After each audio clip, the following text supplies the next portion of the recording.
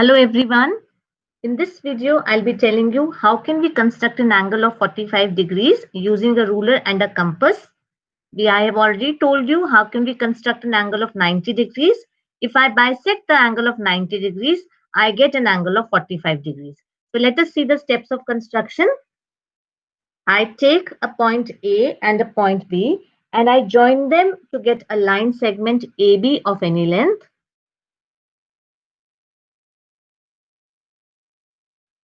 With A as center and any radius, I construct an arc to intersect AB at point C.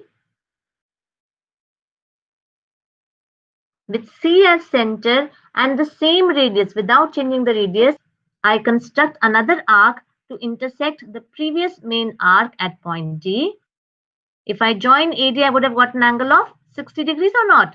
Then with D as center and the same radius, I construct another arc to intersect the previous main arc at point E. I'll bisect EAD angle to get the 90-degree angle. So with E as center and same radius, I construct an arc.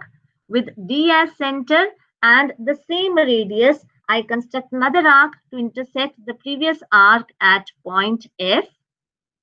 I join A and F to intersect the main arc at point G.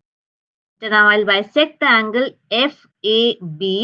So for that, with G as center, I make an arc.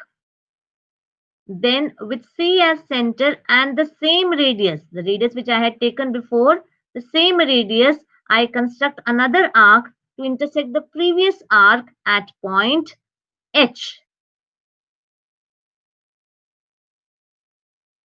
If I join AH and produce it to point I, then angle IAB will be equal to how much? It will be equal to 45 degrees.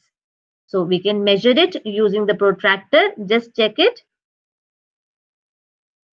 See, it's coming exactly 45 degrees. That means the construction is correct.